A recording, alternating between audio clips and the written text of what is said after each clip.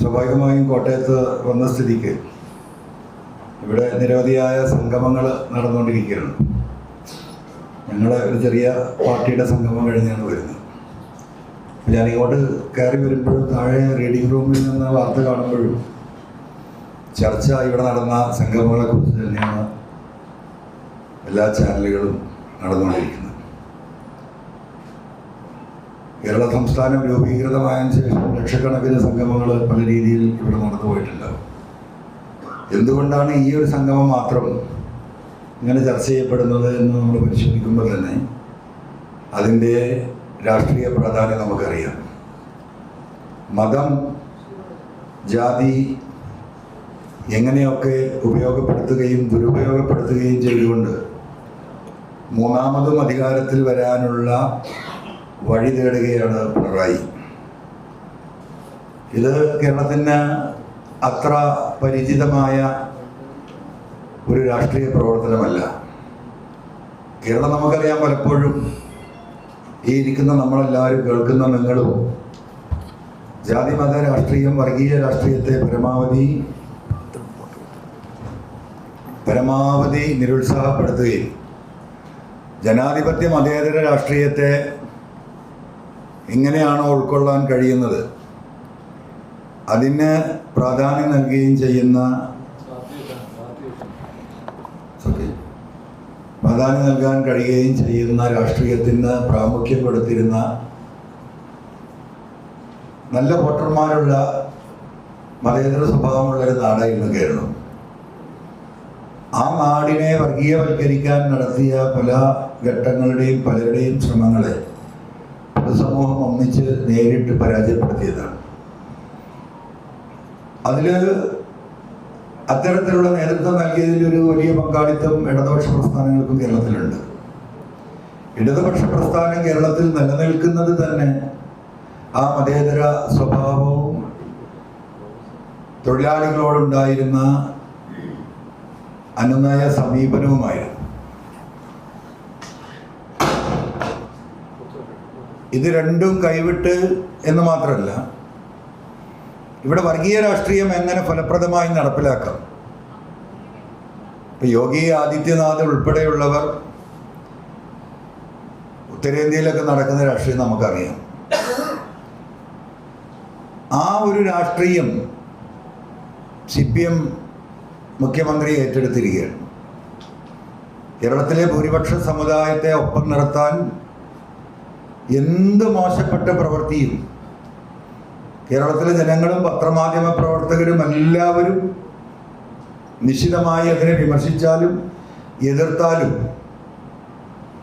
വർഗീയത കൊണ്ട് ഞങ്ങൾ ഇനിയും അധികാരത്തിൽ വരും എന്ന് വിളിച്ചറിയിക്കുന്ന പ്രവർത്തികളും പരിപാടികളുമാണ് നമ്മൾ കണ്ടുകൊണ്ടിരിക്കുന്നത്. അതിൻ്റെ ഭാഗമായിട്ടാണ് ഇവിടെ ഏറ്റവും പരിപാവനമായ ശബരിമല അയ്യപ്പൻ്റെ പേരിൽ ഇവിടെ നടത്തിയ സംഗമ നാടകം പൊളിഞ്ഞു പോയതിൻ്റെയും കാരണം. ഒരു ഗവൺമെൻറ്, അതിനോടനുബന്ധിച്ചിരിക്കുന്ന എല്ലാ ഡിപ്പാർട്ട്മെൻറ്റുകൾ, വെള്ളാപ്പള്ളി, അദ്ദേഹത്തോടൊപ്പം നിൽക്കുന്നവർ, NSSലെ നിർബന്ധപൂർവം എത്തിപ്പെടേണ്ടി വന്നവർ,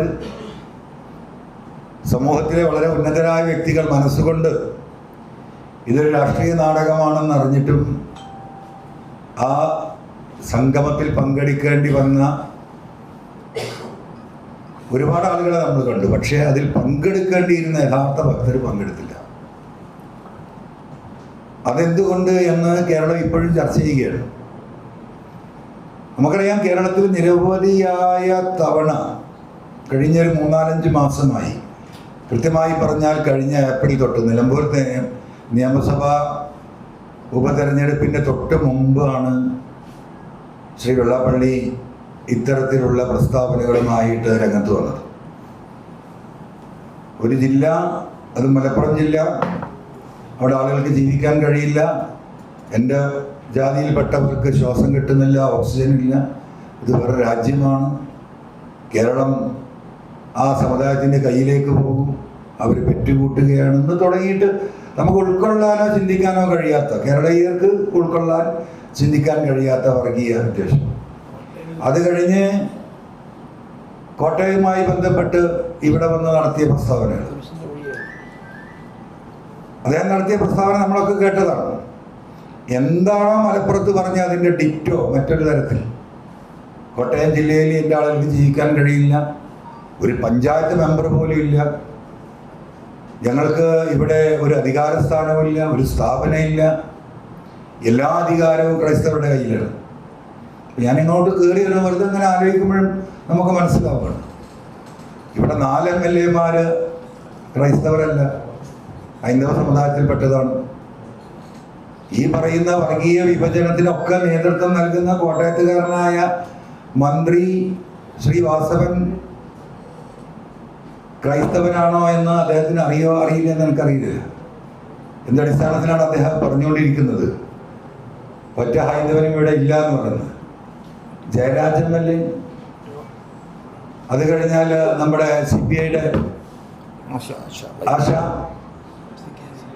ഈ കോട്ടയം MLA തിരുവഞ്ചൂര്, 9 എണ്ണത്തിൽ 4 എണ്ണം ഈ പറയുന്ന ഹൈന്ദവ സമുദായത്തിൽപ്പെട്ടവരാണ്. ഇങ്ങനെ അടിസ്ഥാനരഹിതമായ ആരോപണങ്ങൾ, ഒന്നും ചിന്തിക്കാതെ ഒരു നിലനിൽപ്പില്ലാത്ത വാദഗതികൾ അദ്ദേഹം ഉയർത്തിക്കൊണ്ടിരിക്കുകയാണ്. എന്തിനാണ് ഉയർത്തുന്നത്? അവിടെയാണ് വിഷയം. 10-35 വർഷമായിട്ട് SNDP-യുടെ ജനറൽ സെക്രട്ടറിയാണ് അദ്ദേഹം. 35 വർഷം ആ സംവിധാനത്തെ നയിച്ച വ്യക്തി ഇപ്പോൾ പറയാണ് ഞങ്ങൾക്കൊന്നും കിട്ടിയിട്ടില്ല. ആരാ ഉത്തരവാദി? അദ്ദേഹം മലർന്ന് കടന്ന് തുപ്പുന്നതിന് സമല്ലേ? അദ്ദേഹം നേതൃത്വം നൽകിയ ഒരു സംവിധാനം, അദ്ദേഹത്തെ സമുദായത്തെ രക്ഷിക്കാൻ കഴിഞ്ഞില്ല എന്ന് അദ്ദേഹം സ്വയം പറയുകയാണ്. ആ പറച്ചിലിന്റെ പിന്നാമ്പുറം നമ്മൾ പരിശോധിക്കുമ്പോൾ നമുക്ക് കൃത്യമായി മനസ്സിലാവണം. ആ സമുദായത്തെ രക്ഷിക്കേണ്ട, ആ സമുദായത്തിൻ്റെ ഉന്നമനത്തിന് വേണ്ടി പ്രവർത്തിക്കേണ്ട, ആ സമുദായത്തിലെ സാധാരണക്കാരും പാവപ്പെട്ടവരുമായ ജനങ്ങളുടെ ഉന്നമനത്തിന് വേണ്ടി കേന്ദ്ര സർക്കാർ നൽകിയ പണം പോലും അടിച്ചു മാറ്റി. ആരടിച്ചു മാറ്റുന്നത്? ഹൈക്കോടതിയിൽ നടക്കുന്ന കേസ് എന്താണ്? ആരാ കേസ് കൊടുത്തിരിക്കുന്നത്? ആ സമുദായത്തിൽ ഈ സംഘടനയോടൊപ്പം അദ്ദേഹത്തിൻ്റെ ഇടവും വലവും നിന്ന ആളുകൾ തന്നെയാണ് കേസ് കൊടുത്തിരിക്കുന്നത്. അപ്പോൾ അദ്ദേഹം ആ സമുദായത്തെ ഉയർത്തിക്കൊണ്ടുവരാൻ ബാധ്യസ്ഥനായ വ്യക്തി, ആ സമുദായത്തെ ഉയർത്തിക്കൊണ്ടുവരേണ്ട എല്ലാ സാധ്യതകളെയും സ്വയം വളർച്ചയ്ക്ക് വേണ്ടി മാത്രം ഉപയോഗപ്പെടുത്തിയതിൻ്റെ പരിണിത ഫലമാണ് ആ സമുദായത്തിൻ്റെ പിന്നോക്കാവസ്ഥയുണ്ടെങ്കിൽ അതിൻ്റെ ധാർമ്മിക ഉത്തരവാദിത്വം ശ്രീ വെള്ളാപ്പള്ളിക്ക് തന്നെയാണ്. ഹൈക്കോടതിയിൽ ഇപ്പോൾ ആ കേസ് നടന്നുകൊണ്ടിരിക്കുകയാണ്. കേരളത്തിലെ പൊതുസമൂഹം അദ്ദേഹത്തിൻ്റെ നിലപാടുകളെ ശക്തമായി എതിർത്തു.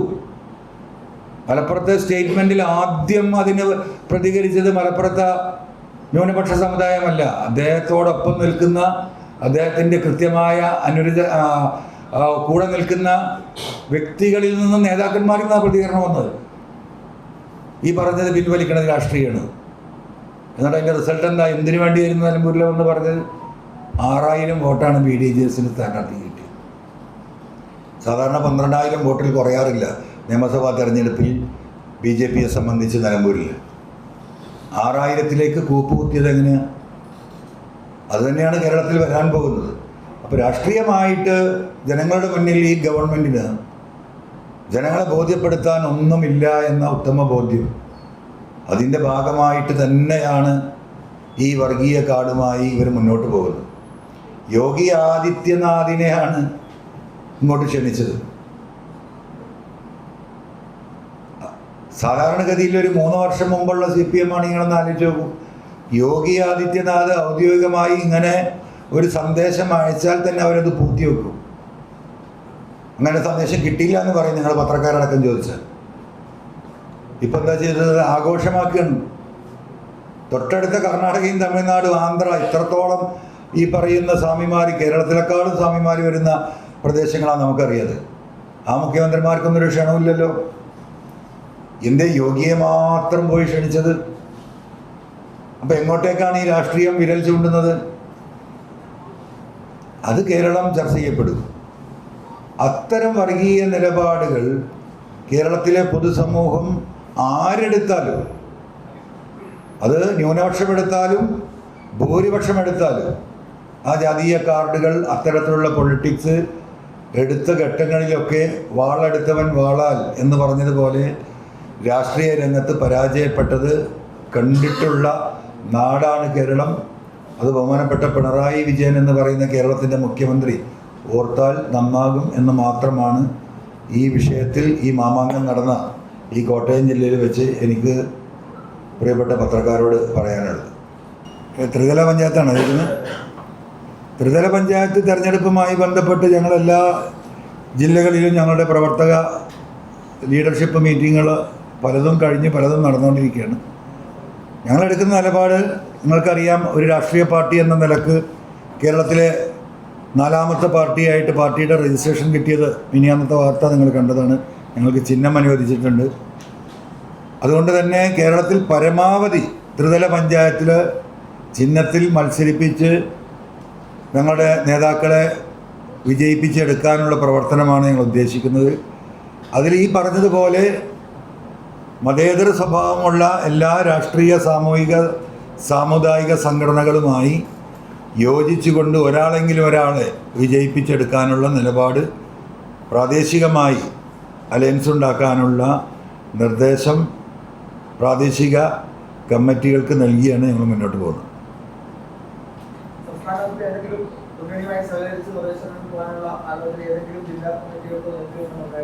അത് പല സ്ഥലങ്ങളിലും നടക്കാം. പ്രാദേശികമായിട്ടുള്ള ചർച്ചകൾ പല ഘട്ടങ്ങളിൽ നടക്കുന്നുണ്ട്. ഔദ്യോഗികമായ സ്റ്റേറ്റ് തല ചർച്ചകൾ എവിടെയും ഇപ്പം നടക്കുന്നില്ല. രാഷ്ട്രീയമല്ലേ, പോയിക്കൂടായില്ലല്ലോ. എല്ലാവരുടെയും ഉദ്ദേശം എന്താണ്?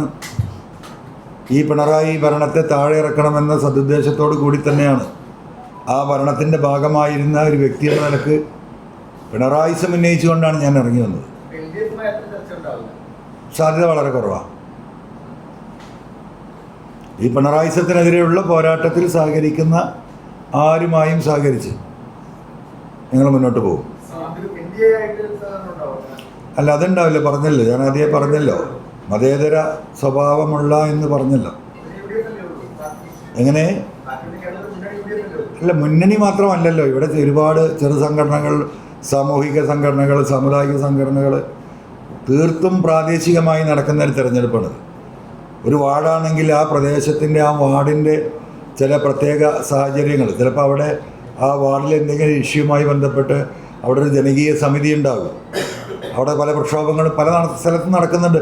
അത്തരത്തിലുള്ള ജനകീയ സമിതികളൊക്കെ നമ്മളെ സമീപിക്കുന്നുണ്ട്, അവരുമായി സഹകരിച്ച് ആ വാർഡിൽ മത്സരിക്കാൻ. ചില സ്ഥലങ്ങളിൽ ഈ പറയുന്ന പെയിൻ ആൻഡ് പാലിയേറ്റീവുമായി ബന്ധപ്പെട്ട് ചില ഈ പറയുന്ന പാലിയേറ്റീവ് സെൻ്ററുകൾ അനുഭവിക്കുന്ന നിരവധിയായ വിഷയങ്ങളുണ്ട്. അവിടെ അവരെ സപ്പോർട്ട് ചെയ്യുന്ന ചില സപ്പോർട്ടിങ് കമ്മിറ്റികളുണ്ട്. അത്തരം കമ്മിറ്റികൾ നമ്മളുമായി ചർച്ച ചെയ്യുന്നുണ്ട്. അതുപോലെ തന്നെ റെസിഡൻഷ്യൽ അസോസിയേഷൻസ് ചില ഡിവിഷനുകളിൽ, വാർഡുകളിൽ നിരന്തരമായി അവർ ആവശ്യപ്പെട്ടുകൊണ്ടിരിക്കുന്ന അവരൊരു കുടിവെള്ളത്തിൻ്റെ പ്രശ്നമോ അല്ലെങ്കിൽ ഈ പറയുന്ന റോഡിൻ്റെ വിഷയമോ, മാറി മാറി വന്ന പഞ്ചായത്തുകളും മുനിസിപ്പാലിറ്റികളൊന്നും അവരെ പരിഗണിക്കാതെ അവരൊന്നും പ്രയാസം അനുഭവിക്കുന്ന അത്തരത്തിലുള്ള റെസിഡൻസ് അസോസിയേഷനുകൾ പ്രാദേശികമായ നമ്മുടെ ലീഡേഴ്സുമായി അവിടെ ബന്ധപ്പെടുന്നുണ്ട്. ആ രീതിയിൽ, ഏതൊക്കെ രീതിയിൽ നമുക്ക് ആരൊക്കെ ഇതിനെയൊക്കെ ക്രോഡീകരിക്കാൻ കഴിയുമോ നമ്മളെ ഈ ആശയവുമായിട്ട് അവരൊക്കെ ക്രോഡീകരിച്ച് പോവുക എന്നുള്ളതാണ്. ഓ, ഇന്നിപ്പോൾ ഇങ്ങനെ പണങ്ങിയിരിക്കാൻ പറ്റും? പിണക്കം എന്ന് പറയുന്നത് താൽക്കാലികല്ലേ. വിഷയം തീരുമ്പോൾ പിണക്കം മാറുമല്ലോ.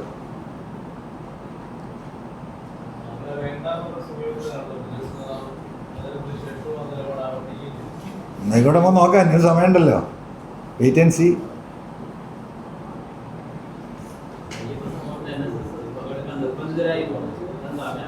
അല്ല, അങ്ങനെയാണല്ലോ, നമ്മളത് കണ്ടതാണല്ലോ. NSSൻ്റെ ഒരു സമീപനമൊക്കെ ചോദിക്കുന്ന നിങ്ങൾക്കും ഈ പറയുന്ന എനിക്കൊക്കെ അറിയാലോ. അവിടെ വന്നിരുന്നതിൽ പലരും നിർബന്ധിത സാഹചര്യത്തിൽ വന്നവർ തന്നെയാണ്. നമുക്കൊക്കെ അറിയാം. ഒന്നുകിൽ ഭീഷണി, അല്ലെങ്കിൽ നാളെ എന്തെങ്കിലും കിട്ടുമെന്ന പ്രതീക്ഷ, അതുമല്ലെങ്കിൽ എന്തിനാണ് വെറുപ്പ് സമ്പാദിക്കുന്നതെന്ന തോന്നൽ. അതുകൊണ്ടാണല്ലോ ഒരാളുമില്ലാതെ ആ സ്റ്റേജിൽ ആ ഗായക സംഘമൊക്കെ അവരുടെ ലൈഫിൽ ആദ്യമായിട്ടായിരിക്കും കസാരകളോട് പാട്ട് പാടുന്നത്. നിങ്ങളൊന്ന് ആലോചിക്കണം, നാട്ടിലെവിടെയെങ്കിലും ഒരു ബസ് സ്റ്റാൻഡിൽ പാട്ടുണ്ടെന്ന് പറഞ്ഞാൽ പോയി നിൽക്കുന്ന ആൾക്കാരാണ് നമ്മളൊക്കെ. ഇത്രയും കേളികെട്ട ആളുകൾ വന്ന് ഗായക സംഘം, അത് ഭക്തിഗാനം പാടുമ്പോൾ ആ കസാരയോട് പാടേണ്ടി വന്നതിൽ ആളുകളുടെ വിമുഖത എത്രമാത്രം. അത് കൃത്യമായിട്ടും ഇതൊരു രാഷ്ട്രീയ നാടകമാണ് എന്ന ബോധ്യം അയ്യപ്പ ഭക്തർക്കും അല്ലാത്തവർക്കും ഉള്ളത് കൊണ്ട് തന്നെയാണ് ആ രീതിയിൽ അത് പരാജയപ്പെട്ടത്. അതുകൊണ്ട് തന്നെയാണ് പറഞ്ഞത്, പലരും നിർബന്ധിത സാഹചര്യത്തിൽ തന്നെയാണ് അവിടെ പോയിരുന്നിട്ടുള്ളത്. പിണറായി പേടിയുടെ ഭാഗമായി പോയിരുന്നവരാണ്, അങ്ങനെ തന്നെ പറയാമല്ലോ. പിണറായി പേടിയുടെ ഭാഗമായിട്ട് ഇരുന്നവരാണ് ആ സ്റ്റേജിൽ പലരും. അവരുടെ മനസ്സൊക്കെ എന്താ എന്നുള്ളത് നമുക്ക് കാണാം. അതുകൊണ്ടാണല്ലോ അനുചരന്മാരെ വേദിയിൽ കാണാതിരുന്നത്.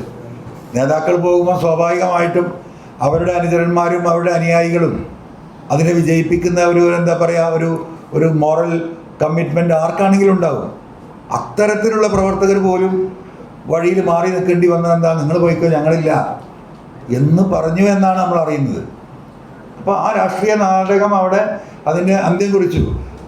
അവരെ സംബന്ധിച്ച്, CPM-നെ സംബന്ധിച്ചിട്ട് ഇപ്പോൾ അത് വിജയമാണ്. കാരണം എന്താണ്, അവരുടെ ഒറ്റ ആവശ്യമുള്ളൂ, ഈ പറയുന്ന കേന്ദ്ര ഗവൺമെൻറ്റും BJP-യും ഫാസിസ്റ്റുകളുമായി അവരുണ്ടാക്കിക്കൊണ്ടിരിക്കുന്ന ബന്ധത്തിന് ഒന്നുകൂടി ഒരു ഊഷ്മളത വരുത്തുക. അതിനവർക്ക് സാധിച്ചു. അതുകൊണ്ടാണല്ലോ യോഗി ആദിത്യനാഥിൻ്റെ കത്തട വായിക്കുന്നത്, ഞങ്ങൾ നിങ്ങളോടൊപ്പമാണ് കേട്ടോ എന്ന്. ഈ ശബരിമല അയ്യപ്പനെ തന്നെ 3 വർഷം മുമ്പ് അയ്യപ്പനോട് എടുത്ത നിലപാടും ഇവിടെ സ്ത്രീകളെ ബലമായി കയറ്റാൻ നടത്തിയ ശ്രമം ഇതൊന്നും ആരും പറഞ്ഞിട്ടില്ലല്ലോ.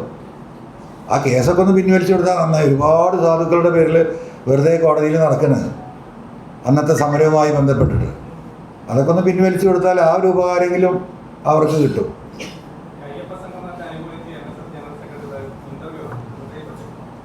ഞാൻ കണ്ടില്ല അത്.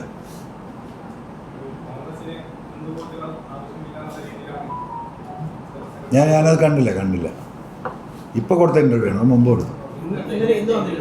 ഞാൻ കണ്ടില്ല.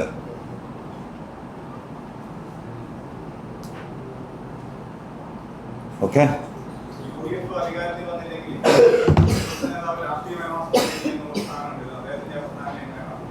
അത് ഞാനല്ലല്ലോ പറഞ്ഞത്. അതിലേക്ക് നമ്മളിപ്പോൾ പോണ്ട, ഇങ്ങനെ പോട്ടെ.